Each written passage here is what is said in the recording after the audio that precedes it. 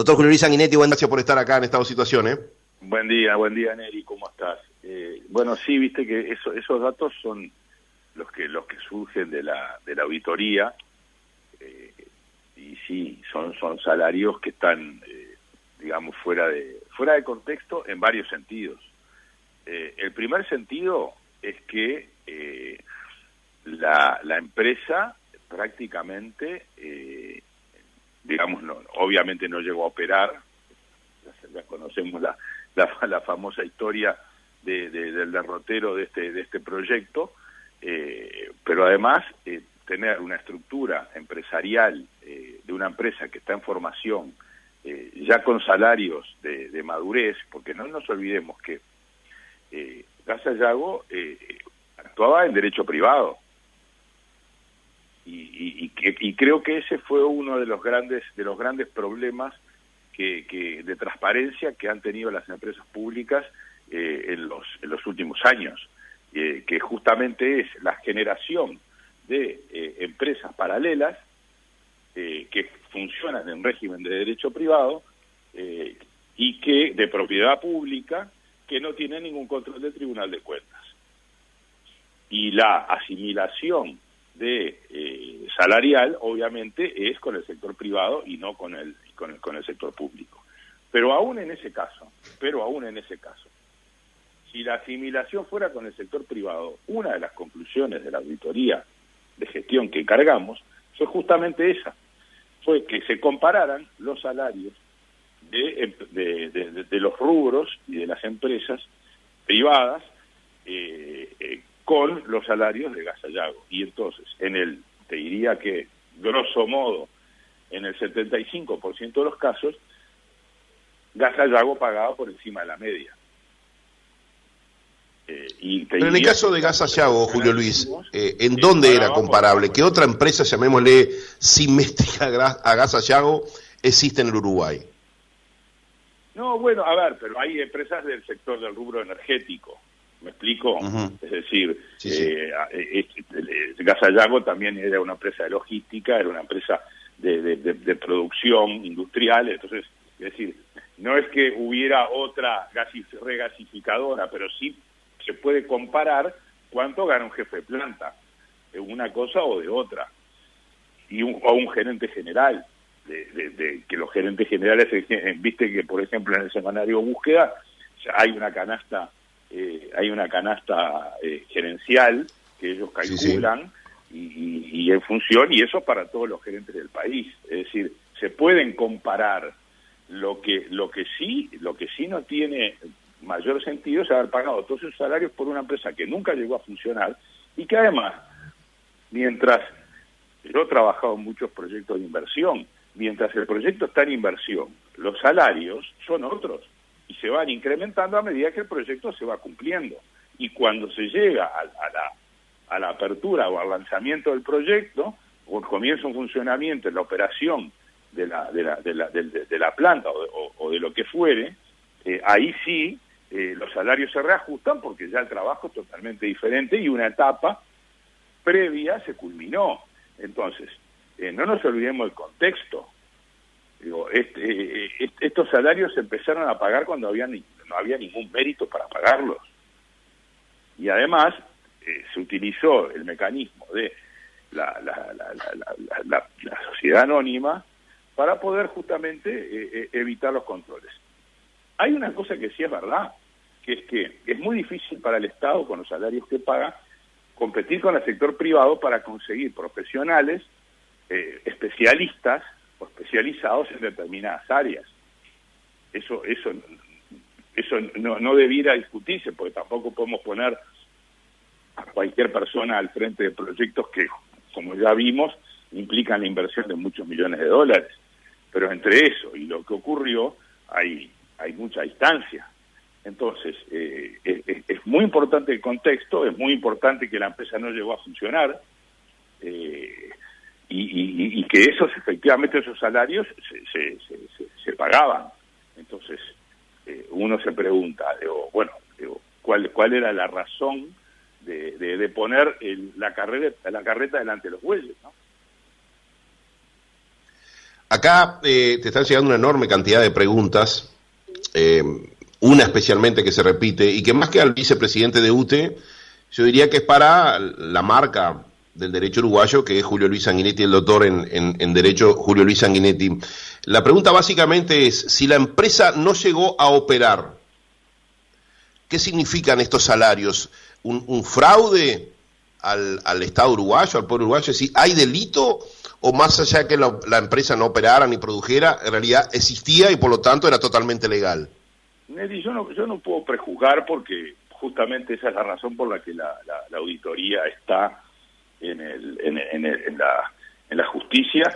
Y ya por eso te decía que la pregunta era más para el doctor en Derecho que para el vicepresidente de UTE, ¿no? No, sí, está bien, claro, pero tampoco puedo sacarme sobre todo de que soy un funcionario un funcionario público y que además no quiero, digamos, poner ningún granito de arena que pueda mañana ser utilizado para que pueda intervenir de alguna manera en el proceso judicial, que me parece que es lo sustancial acá.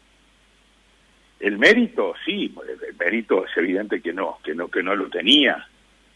Ahora, de ahí a la configuración de un delito, bueno, hay que ver qué delito, cómo se tipifican, hay un proceso que justamente le da garantías a todo el mundo.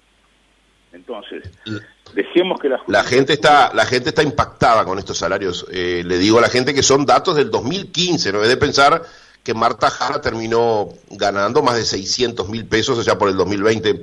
Otra pregunta que te llega, creo es interesante, Julio Luis, antes de entrar en el tema específicamente de la situación de UTE en la actualidad.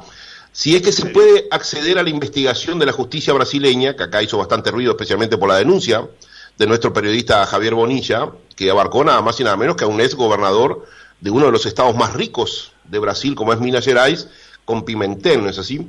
Te preguntan si se puede acceder a la investigación de la justicia brasileña, según la cual un testigo afirmó haber pagado propina al jefe de la Casa Civil uruguaya, es decir, de la Presidencia de la República, en el contexto de la operación regasificadora OAS. ¿Se puede acceder a esos datos o no? Bueno, nos consta que el juzgado aquí de crimen organizado, que es quien tiene la causa, ha librado exhortos a la justicia brasileña pidiendo justamente la información sobre determinados puntos que estimó pertinente para poder hacerse una idea y ver con qué tipo de prueba cuenta de algunos eventos que ocurrieron. Pero eso lo hace el juez. Nosotros como UTE lo que hicimos fue lo que teníamos que hacer, la auditoría, la constatación de determinados eventos y de determinadas cosas, enviar todo, que se concluyera y que se hiciera un estudio justamente porque el tema de Gas al Llago, más allá de la cuestión jurídica puntual, penal, es un gigantesco evento de irracionalidad.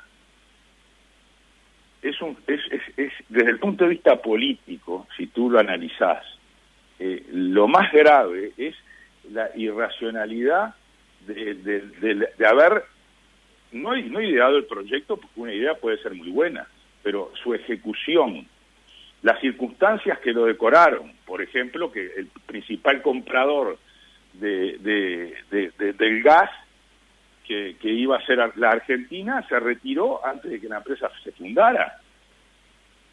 Además uno de los grandes productores de gas en el mundo, como es Argentina, ¿no? Te decía, uno de los grandes productores de gas en el mundo, como es Argentina, comprándole gas a Uruguay. No sé, yo lo decía ayer, es como si nosotros nos pusiéramos a producir acá naranja para venderle naranja a los salteños, más o menos parecido. Algo parecido. Sí. Entonces, acá el doctor Roberto Vicente te aporta, dice, si los sueldos fueran ilegales, Marta Jara no le hubiese ganado finalmente al Estado por lo que demandó, que era un despido ilegal, ¿no? Increíble fue eso, ¿eh? Es que por eso mismo el problema es que esos sueldos se podían fijar, porque se fijaban en comparación con el derecho privado y con total libertad y sin ningún control. Porque acá el tema, Neri, es el contralor de esas empresas paralelas que son propiedad de las empresas públicas. Y que es un modelo que cuando es bien utilizado funciona muy bien y cuando es mal utilizado funciona muy mal. Y lo peor de todo es que el Estado no puede dejar áreas sin control. Ese es el punto. El contralor tiene que estar desde principio a fin. Entonces el problema no es si el gerente general o la gerente general ganaba 10, 20 o 30. El tema es cuándo lo ganaba, por qué lo ganaba, en qué estado estaba el proyecto, con qué lo podemos comparar. Porque te pongo un ejemplo. Nosotros en UTE es una empresa que factura aproximadamente 1.500 millones de dólares por año, ¿no? Hacemos compras, imagínate, digo, cables, inversiones, obra civil, digo, es una empresa con 6.000 y pico de empleados, más una buena cantidad de empresas que están en el entorno trabajando permanentemente para UTE. Entonces, y la importancia de lo que uno maneja, tiene que tener de alguna manera un correlato por la responsabilidad que uno asume en administrar esa empresa y esos bienes del Estado. Tiene que tener un correlato de salarial. Entonces lo que no había en Gas Sayago era un correlato. No había una razón plausible por la cual pagar esos salarios. Sí, yo creo que fue todo producto de la voluntad de Mujica, clásico con su personalidad, sumada a los intereses brasileños, intereses entre comillas, naturalmente, ¿no? Porque los datos pasan por otro lado, y así se generó todo. Ahora te digo, ya que tenemos más de 500 y pico de mensajes ya a esta hora de la mañana, Julio Luis, y muchos de ellos sostienen lo obvio, ¿no? Que Juan Pueblo va a terminar pagando todo esto. En cuanto al presupuesto de UTE y su salud, llamémosle financiera o económica, ¿cuánto incide todo esto? Vos hablás que es una empresa que factura 1.500 millones de dólares por año, y toda esta jugada se habla que fueron unos 300 millones de perjuicio al país. ¿Esto tiene una incidencia real sobre los costos de UTE y lo que luego se traslada a la factura que paga Juan Pueblo?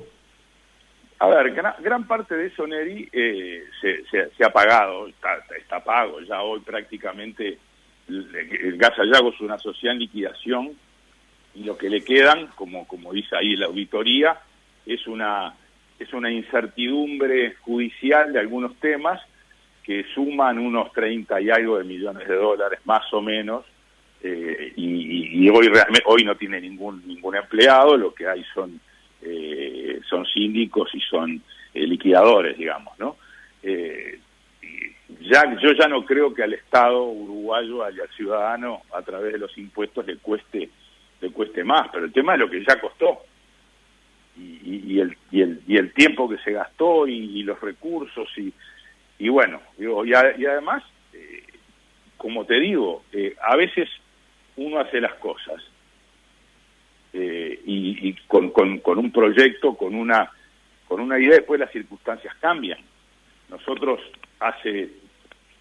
en otros gobiernos, para no hablar solo de los pasados, de los anteriores todavía, se conectó Uruguay con Argentina a través de un gasoducto, que es el gasoducto que hoy transporta el gas que consume Montevideo, por ejemplo. Y bueno, ese gasoducto iba a proveer de gas al Uruguay de una manera determinada. Y bueno, resultó ser que por las circunstancias del vecino país, termina solo proveyéndonos gas para el consumo energético de Montevideo, y está totalmente subutilizado. Entonces, a veces es verdad que los proyectos no resultan como uno espera, pero eso después se analiza adentro de un contexto, adentro de una lógica de país, de una lógica empresarial pública, de una lógica empresarial privada, y ahí es cuando este tema revienta y hace agua por todos lados, ¿no? Julio Luis, son 7:47, quedan exactos 8 minutos de entrevista y es imponente la cantidad de preguntas que la gente te está haciendo llegar, y qué bueno es que la gente aproveche, ¿no?, a los directores de las empresas del Estado para preguntarles con lo que tiene que ver, porque las empresas son de todos, ¿no es así? Por ejemplo, Aldo de allá de La Paloma, en Rocha, dice, por favor preguntarle al doctor Sanguinetti, ¿por qué es tan cara la energía en este país? El mes pasado pagamos 4.400 pesos en UTE y este mes, consumiendo lo mismo, 6.600. ¿Está bien eso, Julio Luis, o hubo un error ahí de facturación? Bueno, a ver, el caso puntual... Subió un tercio lo que pagó, ¿no? Lo que sí puedo decirles es que quizás el mes pasado, los meses anteriores, estuvo recibiendo el beneficio de buen pagador, que eso lo tenemos, es el UTE Premia. Eventualmente, si el señor no tiene la tarifa inteligente, puede ocurrirle que esté en una tarifa plana, entonces paga lo mismo de electricidad en los valles que en los picos. Entonces, justamente el éxito del plan inteligente ha sido ese, que al ciudadano le ha bajado entre un 10 y un 15% su costo energético por adecuar sus horarios de consumo a los horarios en los cuales a UTE le cuesta menos producir la energía. Entonces, nosotros tenemos una energía domiciliaria que es la más cara de la región, es más barata que en Europa, pero es más cara que la región. Y en la parte industrial estamos bastante bien, estamos más o menos al nivel de Chile. Uruguay ha hecho un cambio de matriz energética muy importante, eso tiene sus costos. Además, UTE es tomador de precios, porque imagínate que este último año, en el que hubo una sequía importante y hubo que prender las centrales térmicas, que trabajan a un costo totalmente diferente a otras fuentes de energía que tenemos, como la hidráulica o como la eólica. Entonces, es un combo que según el horario, por eso son tan importantes los horarios, porque cuando se produce el pico, yo tengo que atender la demanda que está exigida en ese momento, y a veces eso tengo que prender. Justo vos citaste la energía eólica, y Rómulo, que no me aclara de dónde, dice, por favor preguntarle al doctor Sanguinetti por los molinos de viento que iban a bajar el costo de la luz. ¿Eso finalmente se dio o al revés tenemos que cumplir con los dueños de la energía eólica y encareció más el costo de la energía, Julio Luis? A ver, Neri, viste cómo son las hipótesis contrafactuales, es complejo. Es verdad que en su momento el cambio de matriz energética, yo creo que equivocadamente, se vendió o se justificó por el lado de que iba a bajar el costo de la energía. Y esto es como cambiar el auto. A veces compras un auto nuevo que consume menos, pero el cambio del auto te cuesta dinero. Y yo creo que nosotros estamos en ese periodo. El modelo de negocio que se usó en los eólicos es para la inversión privada, fue un modelo de precio fijo y que le daba determinadas seguridades a los inversores, y ese es lo que yo llamo es el costo del cambio, ¿tá? Y quizá los precios en algún momento estuvieron desfasados con el mercado internacional, y es verdad que quizás UTE no ha podido atender como debiera el costo energético del ciudadano. Entonces, bien, César te pregunta, ¿cuántos kilowatts se contratan en el beneficio de la energía inteligente? No, en el beneficio, la cantidad de kilowatts que contrata la gente el ciudadano puede contratar la cantidad que desee. Lo que hace el plan inteligente es permitirle elegir en qué momentos, cuándo va a pagar la energía cara y cuándo la barata, en qué momentos va a pagar la energía cara y la barata. Bien, Lidia te pregunta, ¿por qué la UTE no hace campaña para invitar a que la gente, y especialmente en los edificios, usen paneles solares como sucede en otros países? Bueno, Bueno, a ver, toda esa área energética, en eso hay total libertad. UTE digamos, en eso no se mete. El ciudadano está en total libertad de contratar a UTE o de no contratar a UTE. Uh-huh. Entonces, el diputado César Vega justamente te pregunta sobre eso. Dice, si uno pone paneles solares, ¿por qué no se le puede vender a la UTE? Perdón, Eri, no te entendí. El diputado César Vega, le mando un saludo a César que siempre está en audiencia, te pregunta, dice, si uno pone paneles solares, ¿por qué luego no le podés vender a la UTE? Bueno, a ver, en un momento, en la ley originalmente del marco energético, estaba previsto.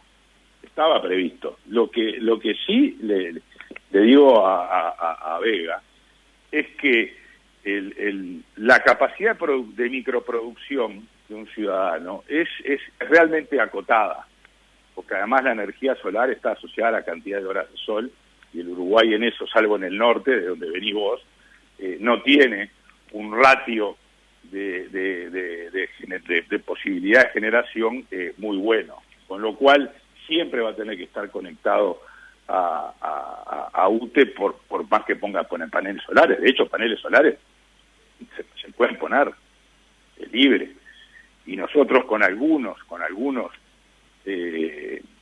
clientes grandes y medianos tenemos en su momento ellos generan, y cuando tienen excedente nos vierten a la red, y ese vertido nosotros lo pagamos y lo computamos con la energía que les proveemos cuando ellos necesitan complementarlo. Es como una especie de crédito, digamos. Sí, es una cuenta corriente, por llamarlo de alguna manera. Cuando vos ves, hay muchas empresas, y vos vas por la zona industrial, que algunas tienen molinos, otras tienen paneles. Eso ocurre todo el tiempo. El otro día se inauguraron unos paneles solares allá en la zona de Aceguá, que justamente están en ese régimen. Es más, me encanta que la gente aproveche la presencia de gente como vos, Julio Luis, como cuando tiene su columna, por ejemplo, el ministro de Transporte, José Luis Falero, o el ministro de Turismo, Tabaré Viera, para preguntarles tantas cosas que tienen que ver con la vida cotidiana, pero el tiempo se nos fue. En un solo minuto que va quedando de tiempo, esta pregunta creo que es bien importante, te la hace Eduardo Meroni, dice, ¿qué opinión le merece al doctor Sanguinetti que UPM2 tenga el control del flujo de la represa de Rincón del Bonete?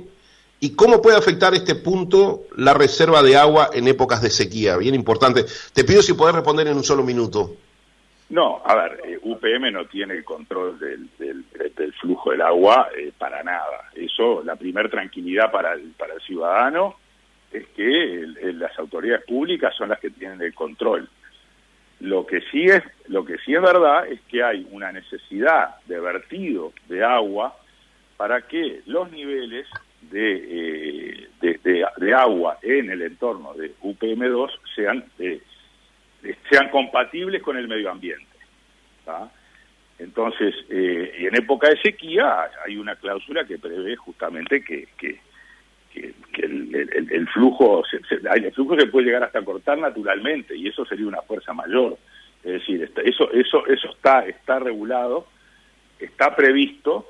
Es verdad, sí, que puede llegar a tener algún costo para UTE la necesidad de verter permanentemente agua, pero bueno, digo, esas decisiones son decisiones de país, que se toman y que bueno, digo, pero la razón del vertido es medioambiental. Dejé para el final este mensaje porque sé que te va...